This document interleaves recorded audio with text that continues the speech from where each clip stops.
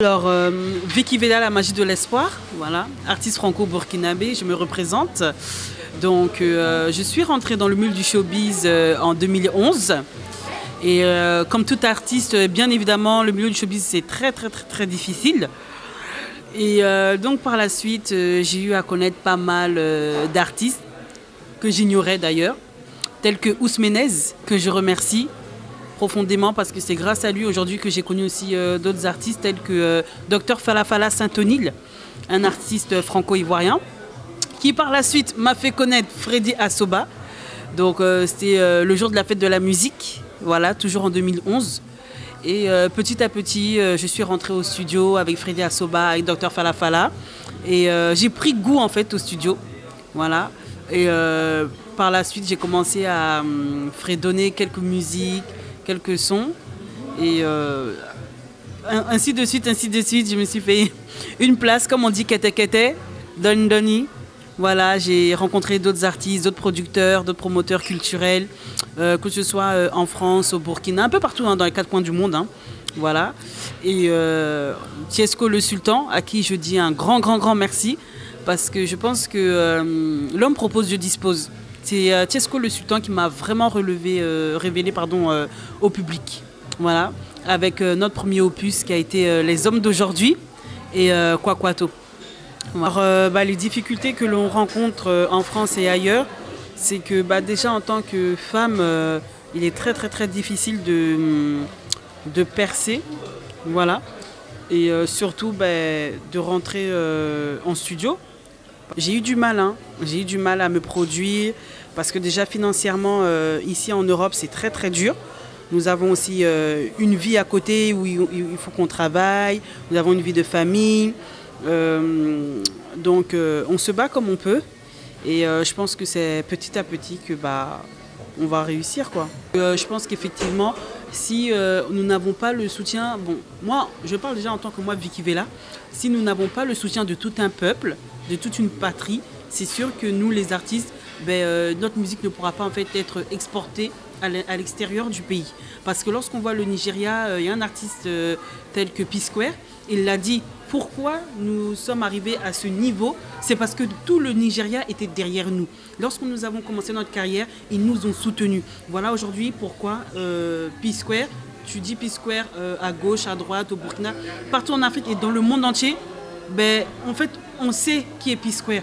C'est pas parce que nous vivons en fait en dehors du Burkina Faso qu'on ne doit pas en fait faire notre promo et faire parler de nous. Bien au contraire, nous qui sommes à l'extérieur du pays, on essaye en fait de valoriser les couleurs du Burkina Faso, qui est donc le pays des hommes intègres. Donc je pense qu'il est temps, nous sommes au XXIe siècle, il est temps que le Burkina Faso se réveille.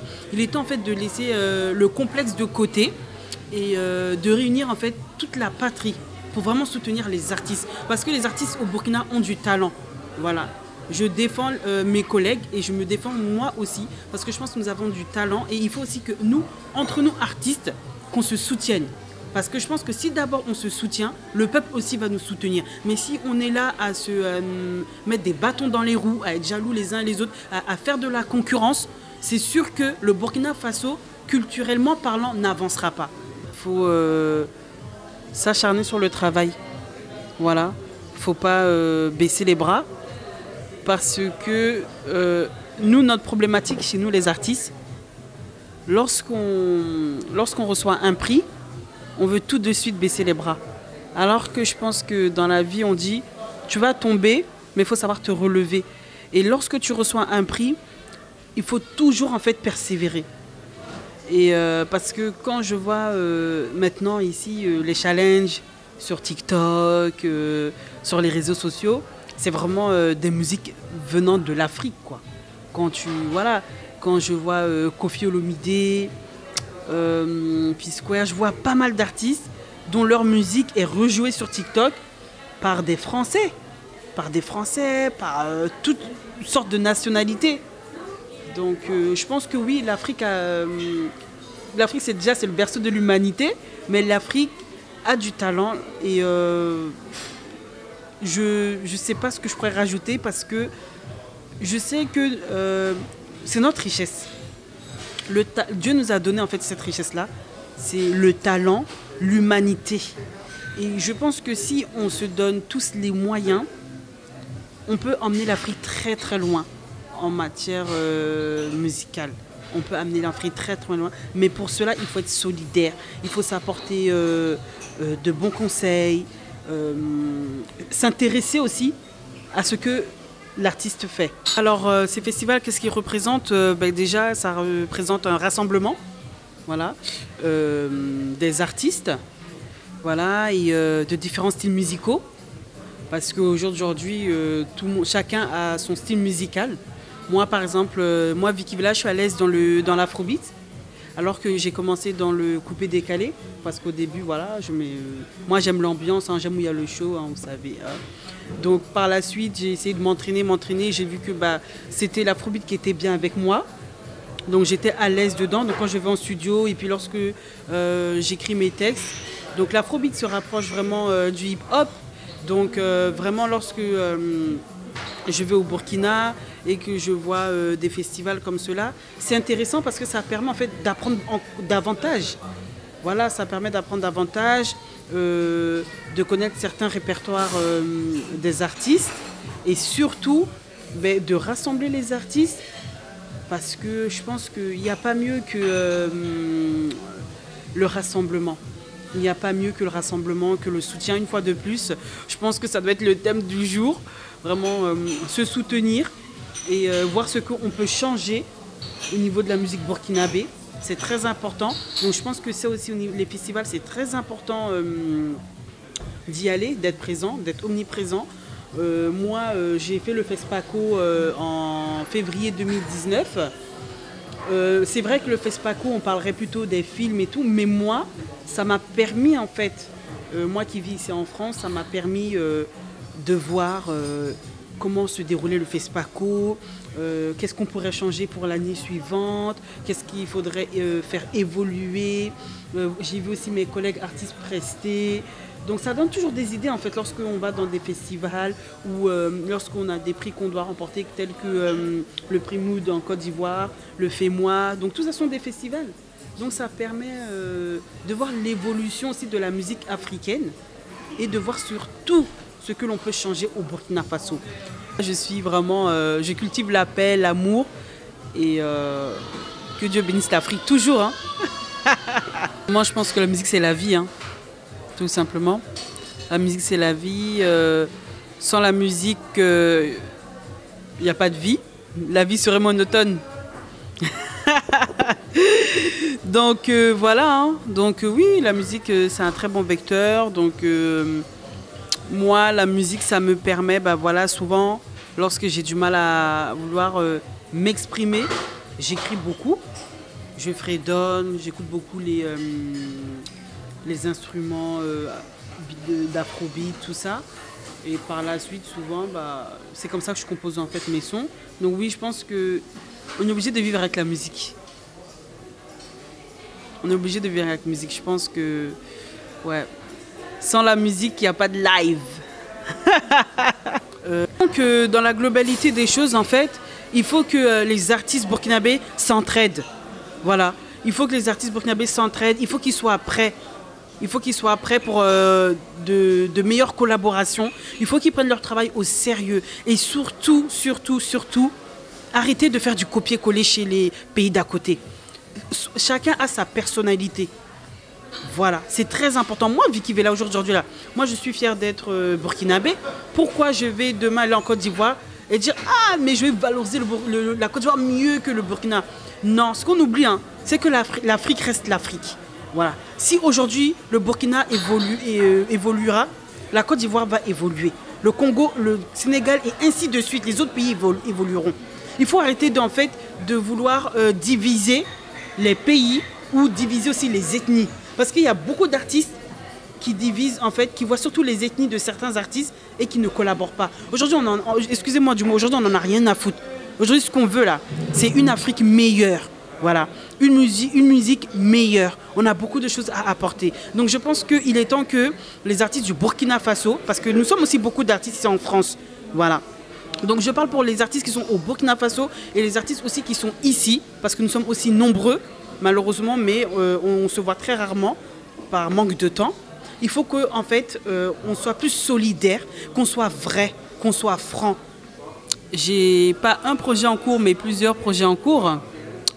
Donc tout d'abord, je crée un événement. Je suis l'organisatrice de cet événement qui se déroulera le 29 novembre 2020 du côté d'Aubervilliers, en banlieue parisienne, plus précisément en Seine-Saint-Denis dans le 93, au Café Cacao, donc géré par Joe Papi, voilà, un grand entrepreneur ivoirien. Donc, il m'a permis de réaliser mon premier événement, dont le nom, c'est le 226 by Night, donc à Paris, première édition, donc de 16h à 21h. Donc, ça consiste en fait à rassembler la communauté burkinabé ici à Paris. Parce que je sais que ma communauté, la diaspora, nous sommes beaucoup, mais nous ne voyons très peu. On se voit très très peu. Et je le fais parce que c'est surtout pour porter haut les couleurs du Burkina Faso ici en France. Voilà, c'est surtout pour ça. J'aime le Burkina Faso, j'aime mon pays, j'aime ma communauté. Mais malheureusement, nous ne voyons pas très souvent. Alors que lorsque je vois certains pays à côté, tels que la Côte d'Ivoire, le Sénégal et d'autres pays qui, tout le temps, il y a du mouvement, ça bouge. Et que le Burkina Faso est présent. Nous allons dans des cérémonies, dans des événements, hein, que ce soit la Côte d'Ivoire, par exemple, il y a la nuit du Zouglou, il y a le coupé décalé, il y a toujours quelque chose à faire avec la Côte d'Ivoire, avec le Sénégal, avec le Cameroun, le Congo et j'en passe, quoi, le Mali.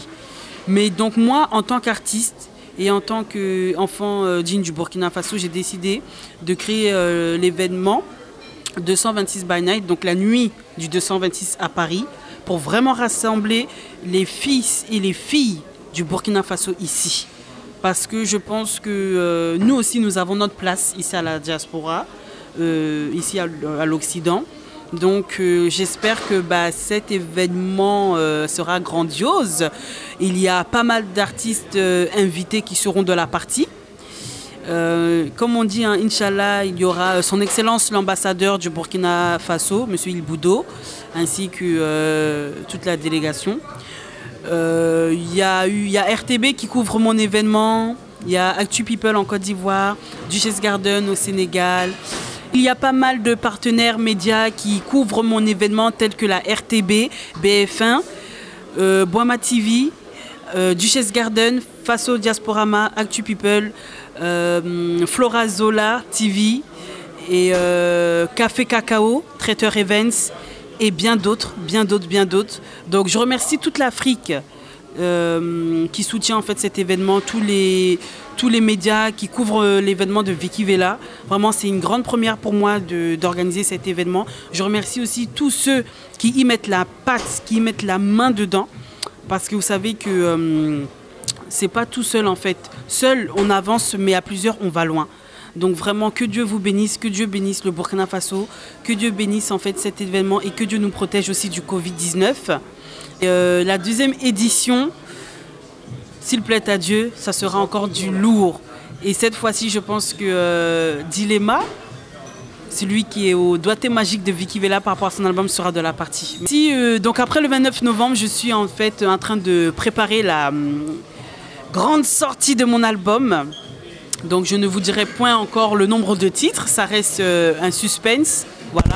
Et je tiens à remercier Mateski Kabouri qui est mon manager, parce que c'est grâce à lui que se déroulera la sortie de mon album. Dilemma, Eznem, Charles K, Maréchal, mon chargé de communication et bien d'autres. Le label, c'est la West Coast Crew 23 Music Prod. Voilà, c'est le label de l'artiste Vicky Vela.